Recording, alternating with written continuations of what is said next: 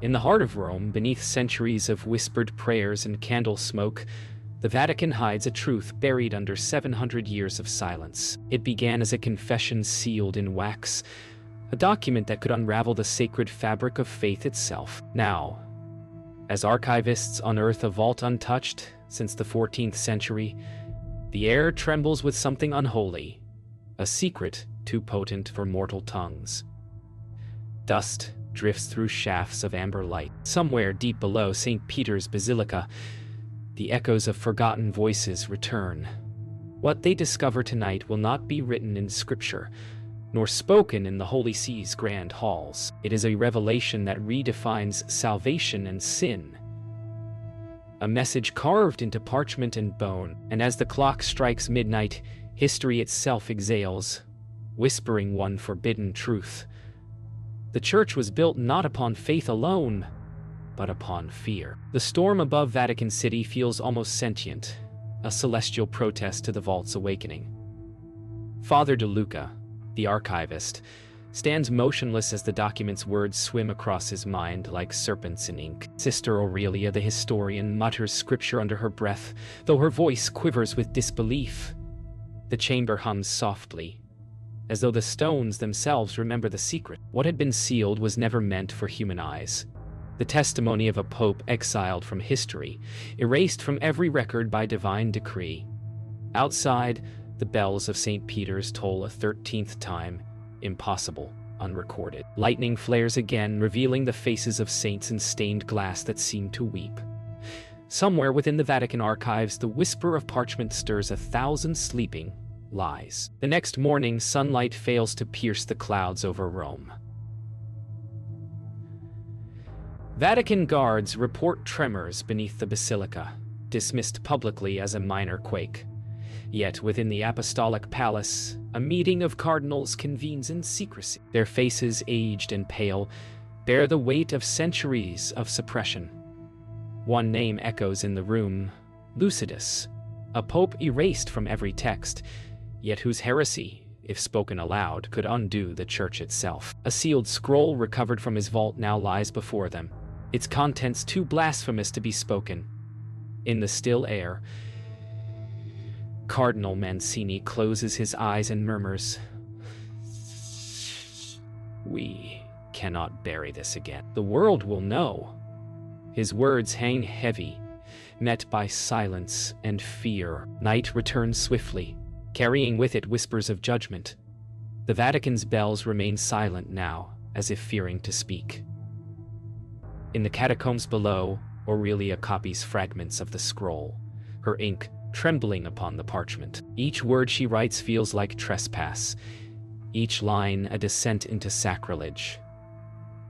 Footsteps echo from distant halls. She extinguishes her lamp and hides the document beneath her robes. She knows the church has eyes in every shadow. Above, thunder growls, rolling across the Tiber. She whispers one line from the ancient Latin text, its meaning chilling even in translation. God's first creation was not light, but fear. As dawn approaches, a messenger cloaked in Vatican gray rides through empty Roman streets, his breath clouding in the chill air. He carries a sealed envelope marked only with the papal crest. Its destination: the Pontifical Academy of Sciences, where what lies inside will ignite a crisis of faith across the globe.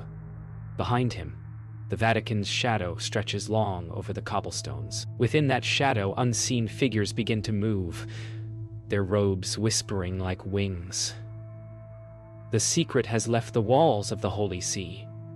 The truth is no longer buried. And as the first rays of sunlight strike the dome, one cannot help but wonder, what happens when the divine is forced to answer for its own deception? The Pontifical Academy of Sciences stands silent, its marble halls echoing faintly with the rhythm of dripping rain.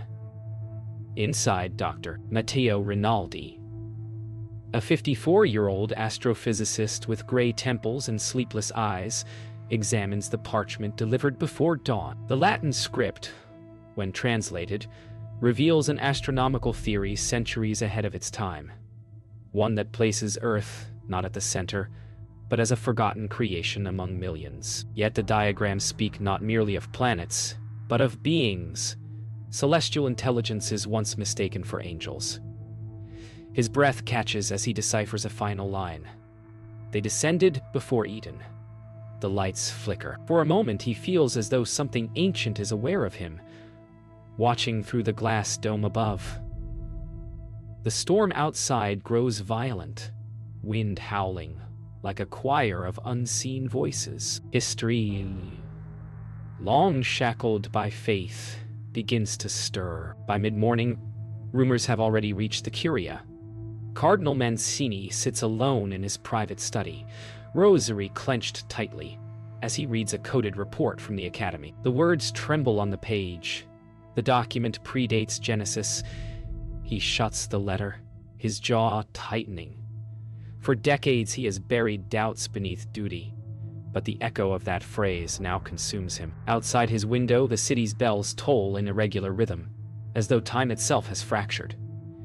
He remembers his ordination, the moment he swore to guard divine truth. Now he wonders whether he has sworn to defend Allah. Somewhere deep within the basilica, he imagines he hears a voice whispering, the same voice that tempted prophets to silence. Meanwhile, Sister Aurelia hides within the catacombs, where she has begun transcribing the forbidden scroll by memory. Each line reveals more than she dares to believe. Diagrams of human anatomy entwined with symbols of celestial descent. The implication is monstrous. Humanity may not have been divine creation, but divine experiment. Her candle sputters. She looks upward as small fragments of stone fall from the ceiling. Somewhere above, the Vatican guards search for her, footsteps echoing like drums of judgment. She presses the parchment to her chest, whispering through tears, "Truth cannot be unlearned."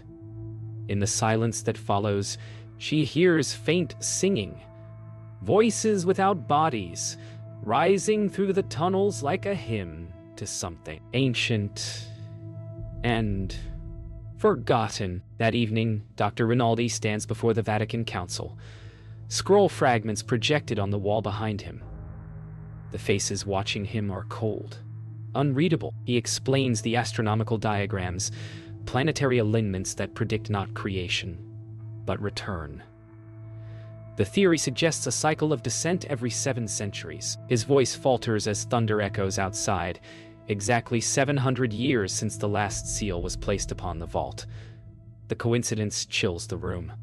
Cardinal Mancini raises his hand, silencing the debate. "If this is true," he says quietly, "then they are coming tonight." Silence follows, heavier than prayer. Midnight falls again over Rome. In St. Peter's Square, rain pools upon cobblestones glistening like black glass. Sister Aurelia emerges from the catacombs soaked and trembling, carrying the last piece of the scroll wrapped in cloth. The bells toll, but no hands pull their ropes. Across the city, power fails, and darkness spreads like ink. The sky above the basilica burns faintly with auroral light, green and red waves shimmering where no aurora should be. She drops to her knees, clutching the cloth to her chest. "I've returned," she whispers. Somewhere above the Vatican dome, a new star ignites. Bright, steady, and impossibly close. The Vatican lies cloaked in silence, its bells frozen mid-toll. Above, the auroral light shimmers like a wound in the heavens, bathing the city in unearthly color. Within the apostolic archives, Father De Luca kneels before the cracked vault door once more. His faith has turned to trembling, not from disbelief, but recognition. The words of the ancient text burn in his mind. 7 centuries of sleep, then the sky will remember. As the light outside pulses, he realizes it is not illumination, but a signal. Dust drifts from the ceiling. The air hums with low vibration, rhythmic like breath. He looks upward, lips trembling in prayer. "Lord, if these are your messengers," he whispers, "why do they return to us in silence?" The reply comes not as words, but as vibration, deep, resonant, filling the chamber until his bones ache. Something is waking beneath the basilica. Dr. Rinaldi stands on the Vatican Observatory's roof, wind lashing his coat, eyes fixed on the luminous sphere forming above the dome. His instruments fail, compasses spin, readings blur, the sky itself shifting like liquid metal. The aurora's colors twist into spiraling patterns resembling script, the same language etched on the forbidden scroll. It's not light, he murmurs. It's communication. Static builds in the air, lifting papers, shaking telescopes in the chaos. He hears a frequency, a hum structured like a voice, repeating 3 tones over and over. He records it on his device, unaware that the pattern matches a Gregorian chant long banned by the Vatican. Cantus Lucidus, the hymn of the forgotten Pope. Beneath the basilica, Sister Aurelia makes her way toward the crypt, guided only by the faint green luminescence emanating from the sealed catacomb doors. The air is electric, heavy with the metallic scent of ozone. She carries the final fragment of the scroll, the missing cipher, knowing now that it is not prophecy, but instruction. The drawings are no longer celestial. They are architectural, mapping the Vatican itself. A pattern emerges, one that aligns perfectly with the dome above. The church was built upon a symbol, a containment circle, meant to imprison something not divine, but forgotten. Her voice trembles as she realizes the truth. It wasn't heaven they sealed beneath us. In the grand chapel above, Cardinal Mancini gathers the remaining clergy. The floor vibrates faintly beneath their feet. What is coming, he warns, is not revelation, it is return. Thunder rolls outside, shaking stained glass that fractures light into shards of emerald and crimson. The priests chant, but their voices distort, blending with the hum that now fills every corridor of the Vatican. It is neither divine nor human. Mancini falls to his knees as a low-frequency tremor passes through his body, his eyes filling with tears.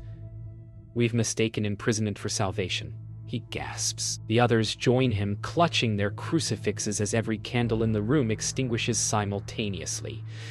Darkness falls, complete, suffocating, absolute. Midnight strikes again, but the clocks of Rome no longer move.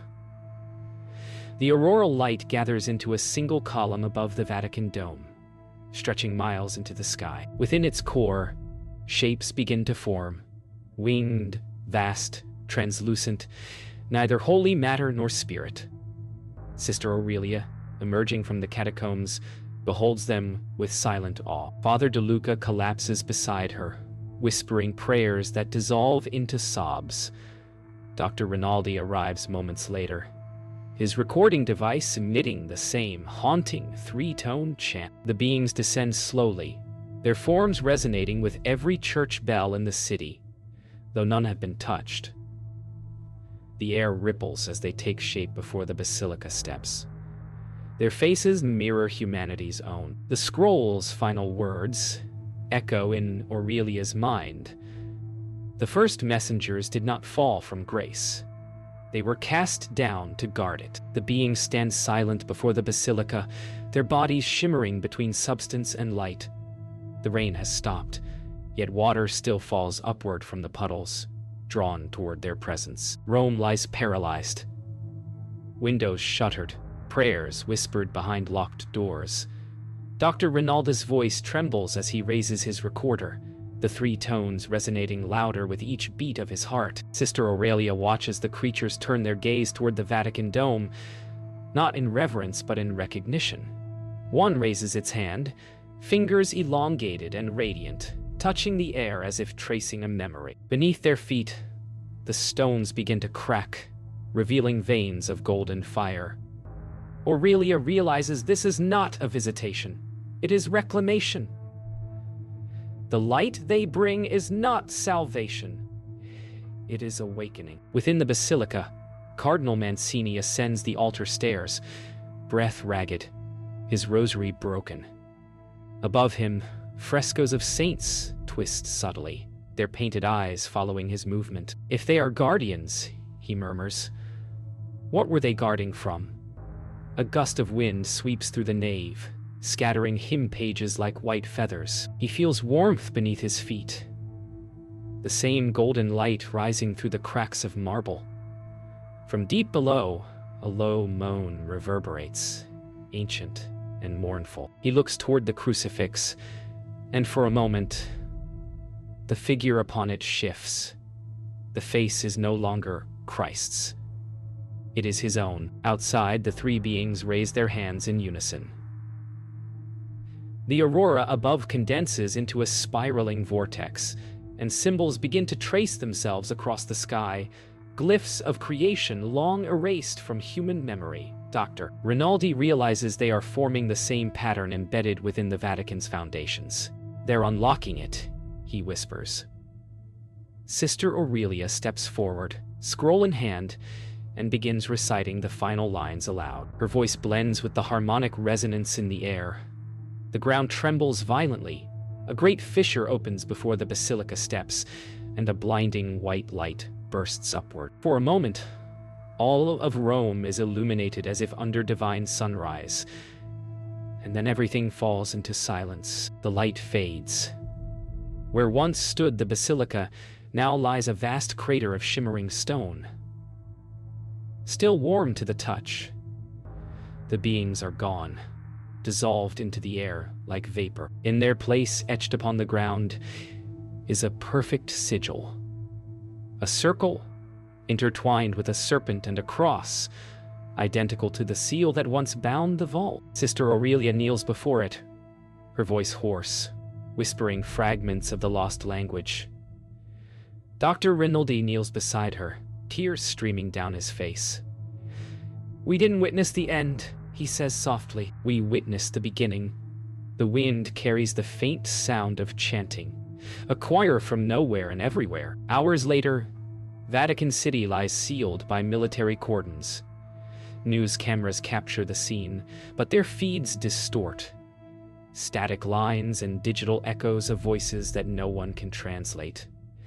The Pope himself has not appeared. Within the silence of the crater, Father De Luca stands alone, head bowed, holding the last remaining fragment of the scroll. He reads the final line aloud, his voice trembling against the wind. "When heaven remembers what earth forgot, truth will wear the mask of faith." He looks skyward as faint auroral ripples shimmer once more, the colors weaker. Now, but still alive. Somewhere beyond the clouds, something watches, waiting. 3 days after the Vatican vanished beneath light, the world teeters on the edge of disbelief and revelation. Across continents, the aurora persists, defying all scientific explanation, whispering in a frequency only a few can hear. Sister Aurelia wakes within a temporary research compound on the outskirts of Rome. Her eyes flicker with exhaustion, haunted by visions that no longer wait for sleep. Every few hours, she hears the same phrase echo in her mind. Guardians awakened. Governments demand answers. Scholars claim hoax. The church releases nothing. Yet deep within her chest, Aurelia feels the pulse. Slow, rhythmic, identical to the vibrations that filled the Vatican before its collapse. She touches her sternum and feels it respond, as though something within her remembers what humanity was never meant to forget. In a secure Vatican office hidden beneath the Italian ministry, Cardinal Mancini speaks with Dr. Rinaldi for the last time. The old man looks frail now, his once commanding voice reduced to a rasp. "They were never angels," he says. "They were the first witnesses." He slides a photograph across the table, a satellite image of St. Peter's crater taken hours after the event. Within the crater, faint glowing lines form a pattern identical to the DNA double helix. Rinaldi stares in disbelief. "It's inside us," Mancini murmurs. "The seal wasn't to protect the world from them.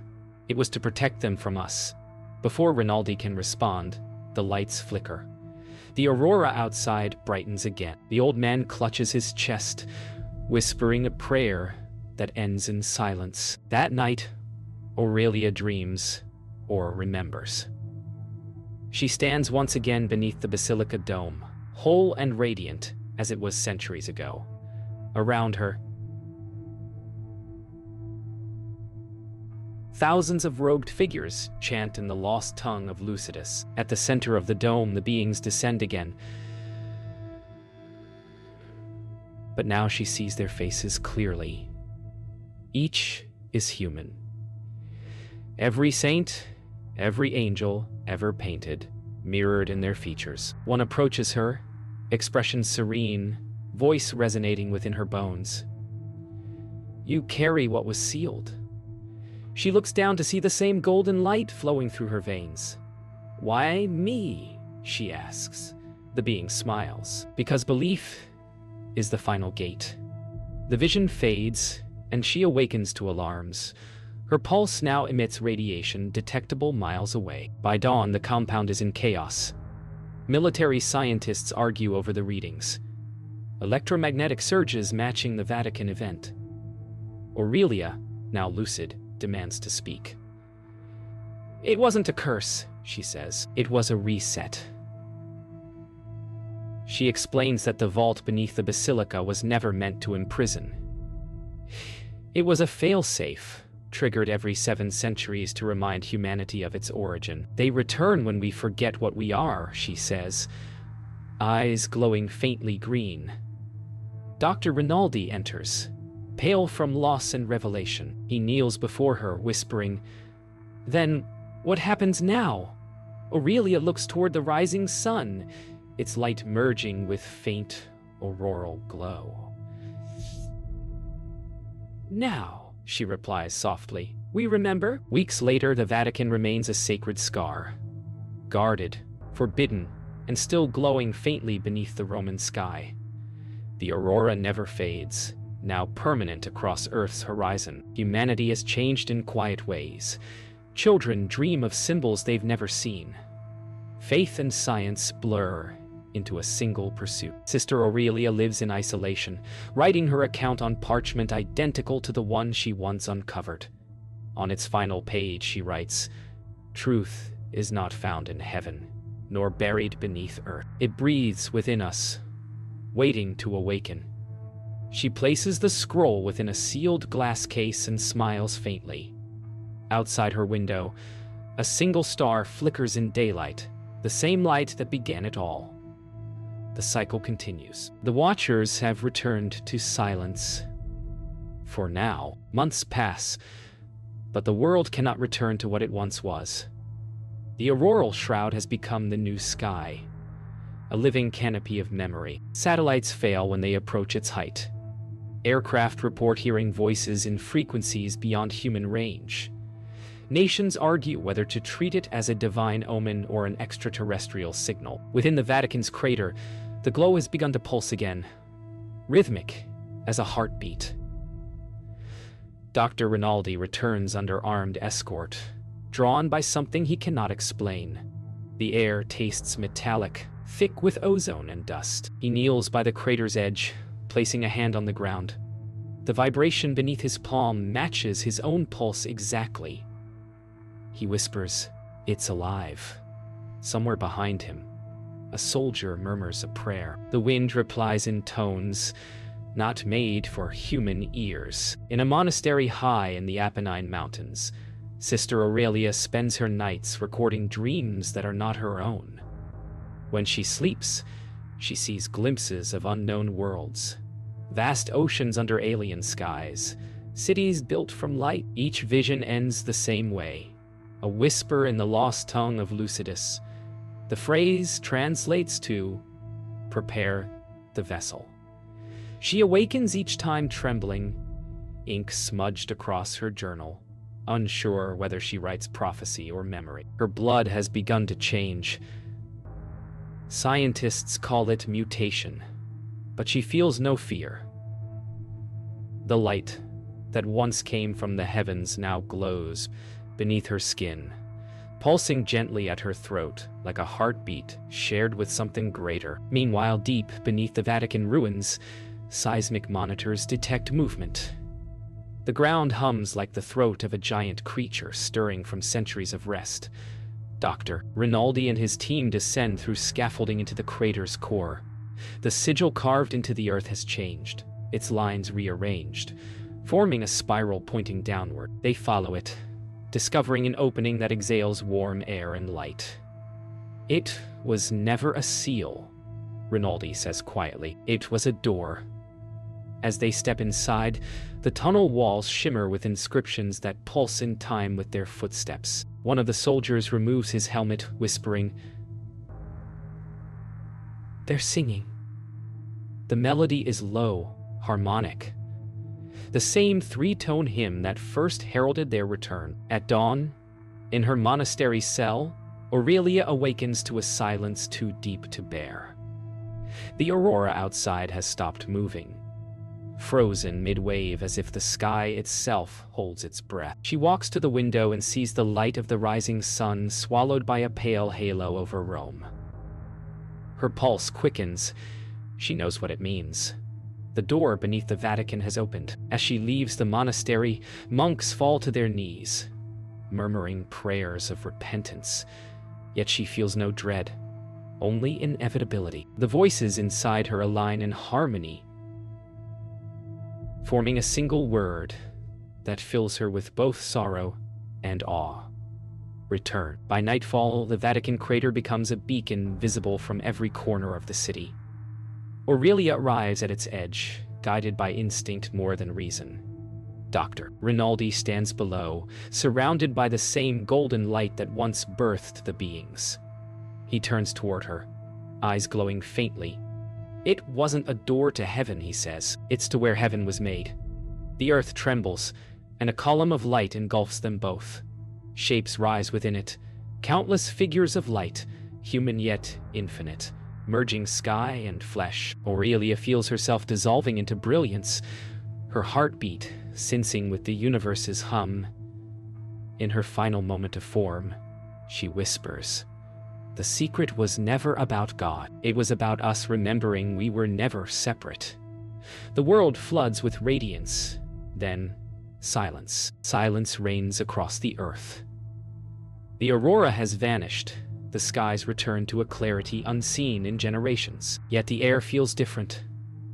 Charged, aware, as if reality itself remembers what it was before humanity began naming the divine. In the ruins of the Vatican crater, grass begins to grow through molten stone, glowing faintly with gold veins beneath the surface. From orbit, satellites capture a strange phenomenon: the outline of a vast sigil spanning the entire continent of Europe, pulsing like a heartbeat beneath clouds. The event is dismissed publicly as atmospheric distortion, but among those who witness the awakening, silence is the only confession left. Somewhere, on the wind, the lost hymn, Cantus Lucidus, hums faintly, as though the earth itself is breathing. Months later, in the high Apennines, a monastery bell tolls at dusk. Inside, a small room once belonging to Sister Aurelia remains untouched, her writings sealed in glass, her final message etched upon parchment. "When the light returns, follow it home." A novice monk finds her journal open to a page no one remembers writing. The ink glows faintly. The words are written in Latin and another language entirely, not of earth, but of harmony. Outside, as twilight falls, a single column of soft white light descends into the valley. The monk kneels instinctively. The light bends, coalescing into a silhouette. Familiar, human, gentle. Aurelia's form takes shape once more, eyes calm, radiant, timeless. She looks toward the heavens and smiles, whispering, "It's not over. It's only remembered." Far from Rome, in a laboratory beneath Geneva, Dr. Rinaldi's recordings are rediscovered. Hours of frequencies, equations, and visual data captured during the event. When amplified, the audio reveals more than sound. It forms patterns of light on the monitors, geometric mandalas repeating infinitely. The scientists realize the recordings respond to their thoughts. The symbols shift as they watch, almost alive, One whispers, "It's not data, it's dialogue." In the silence that follows, a female voice resonates from the speakers. Calm, resonant, neither human nor machine. It says a single phrase. "Remember the design." Every device in the facility shuts down, leaving only the afterglow of the symbol hovering in darkness. The cross entwined with the serpent. The Vatican ruins become a sanctuary once more. Pilgrims arrive from every corner of the world, though no official church remains to greet them. They come not for miracles but for silence, the kind that hums softly with remembrance. Children born after the awakening bear faint markings on their palms, resembling the ancient sigil, glowing only when they dream. Some call them the lucidus generation. They speak of the world as if it were breathing, conscious, patient. In their innocence, they rebuild faith not as obedience, but as connection. Where the basilica once stood, a garden now grows, wild, radiant, eternal. The air there carries a faint vibration, steady as a pulse, the heartbeat of the remembered world. Night falls upon the new Vatican garden. Overhead, a sky once torn by divine fire now blooms with constellations unknown to astronomers, formations unseen since before recorded history. One star at the center pulses brighter than the rest, forming the shape of a serpent coiling around a cross. From within the garden, the wind stirs through the leaves, carrying a whisper that travels across oceans. Truth was never hidden, only waiting. The camera drifts upward, leaving behind the glowing sigil, the garden, the earth itself. From the blackness of space, the planet glows faintly, golden veins pulsing through its continents like light through living flesh. The voice returns one last time, calm, eternal. We were never gods, we were memory.